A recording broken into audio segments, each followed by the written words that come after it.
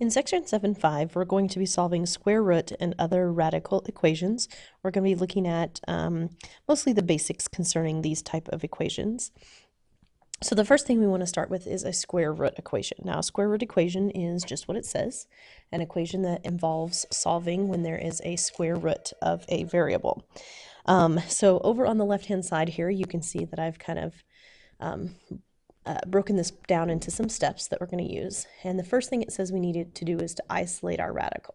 Okay, so my radical here is this square root of 3x minus 2. And to isolate that means that anything that's outside of that radical sign needs to get moved over here to the other side of my equation. So we're going to do that like we normally would. And to simplify this one, we are going to actually start by subtracting 2 from each side. That's what we would normally do. So we'll just do that here. And we'll end up with, on one side of our equation, the square root of 3x minus 2 equals 6 minus 2 is going to be 4. Now my second step here says we need to raise both sides of the equation to the appropriate power.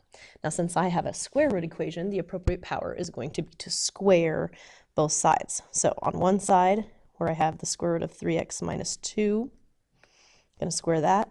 And on the other side is a 4, and I'm going to square that. So let's do that part of the calculations here. Now on this side, the reason I use the power of 2 is so that I can eliminate my radical sign here, my square root. So on the left-hand side, I'm just simply left with 3x minus 2. Now on the right-hand side, however, 4 squared, I'm going to calculate that to be 16. And then you'll notice that the next step says that I need to just finish solving my equation, and you're going to use whatever process is necessary for making that happen. And in my case, this is just a simple linear equation. So I will start by adding my 2 to both sides. I get 3x equals 18. The next step says to divide both sides by 3. And I end up with x equals 6. Now, on here, and maybe not so much necessary for this particular problem, but for a lot of radical equations, you want to check for what we call extraneous solutions.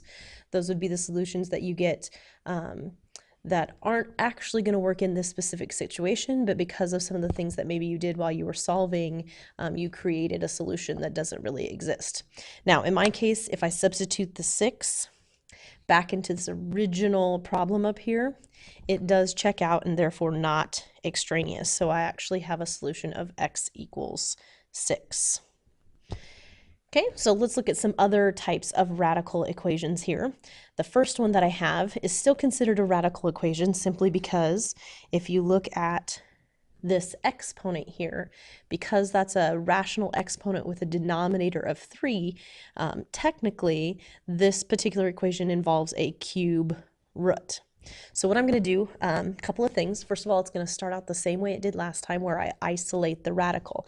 And in my case, the radical is this expression that has this exponent 2/3. So on the outside of that is this 2 here. I'm going to go ahead and move that over here to the other side. So again, you take whatever appropriate measures to make that happen.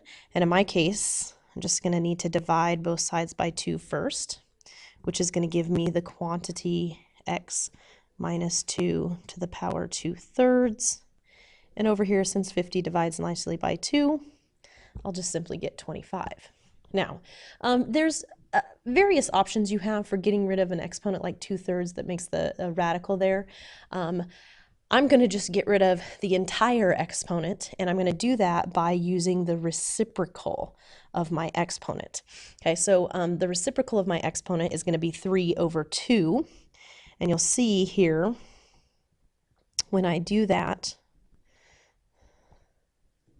and then I'll do the same to the other side, so that's going to be to the 3/2 power there and the 3/2 power here.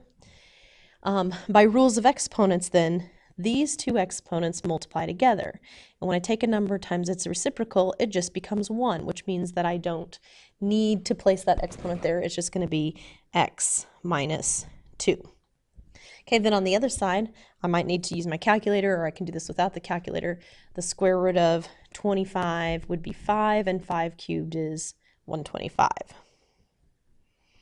Now, I do want to point out here that because I am using a radical on both sides of my equation, and technically I'm using a square root here. If you remember from when we solved equations with square roots, we have to consider both the positive and negative. So what I'm really going to end up with is x minus 2 is equal to plus or minus 125. So there's two possibilities of that, because I don't know when I square root it whether it was the positive or the negative that gave me that particular number.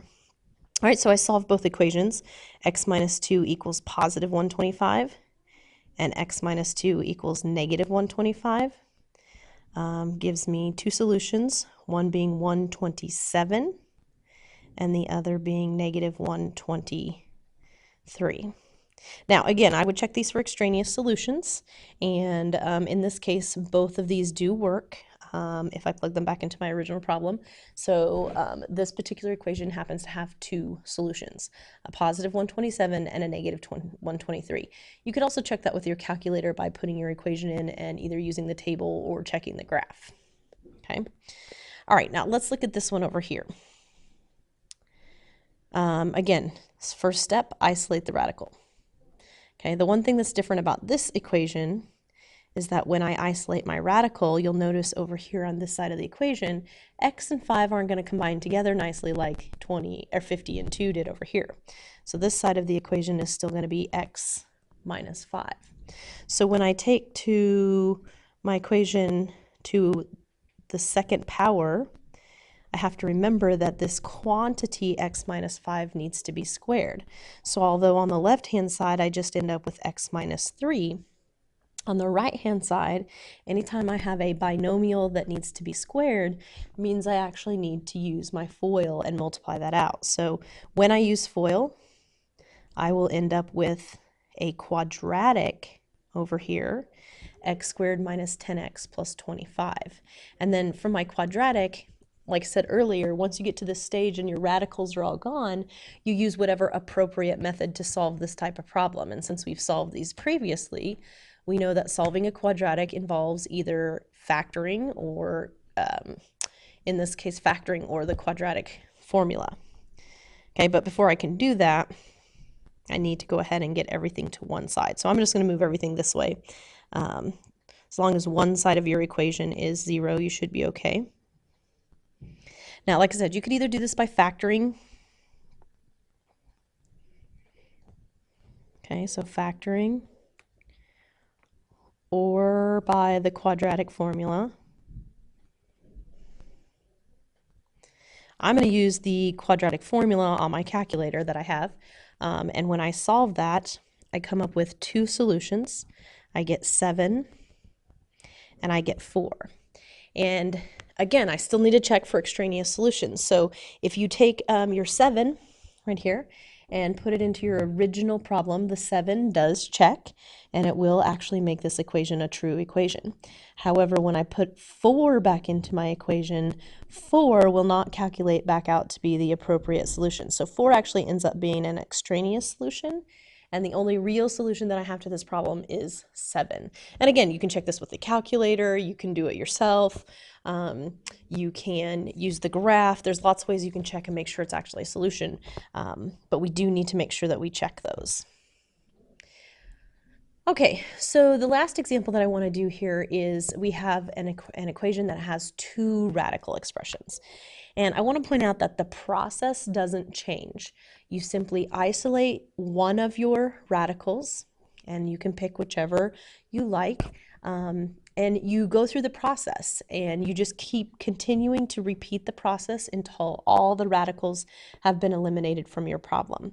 Now, in my example that I have here, though, when I start isolating the radical, I see that this one is subtracting this radical here, so I think the easiest way to do this one is simply going to be add this to both sides. So I'm actually literally going to add this entire radical here, this entire quantity, to both sides of my equation. So I'm going to add the square root of 2x plus 7 to both sides of my equation. What that's going to do is on the left-hand side, it's going to leave me the square root of 3x plus 2. And since the right-hand side of my equation had 0, I just simply end up with the square root of 2x plus 7. Now, that doesn't always happen, but we're starting pretty basic here, so I want to kind of do this first. Okay, so then I'm working with the left-hand side over here. So I'm doing everything that this side tells me to do, and then whatever happens over here, I'll just follow along until I get finished. So according to this, my next step, because this is a square root, would be to square both sides. So I'm going to do that to this side, and I'm going to do that to this side.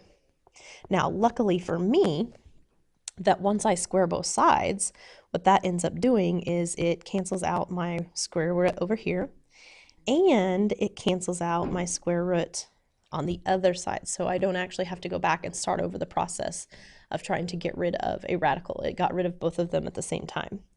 Okay, so then since I'm just taking it to the second power, oops, let me try that again. I don't have to worry about doing any absolute values or checking 2. That was only with my fraction exponent there. And I'm just going to solve this equation. Okay, so I'm going to start by subtracting 2x plus 5. Subtract my 2x back this way. And I get x equals 5. And then I do, again, want to check that solution and make sure it works. So I know I haven't done any of the others here, but let's go ahead and take a look at that.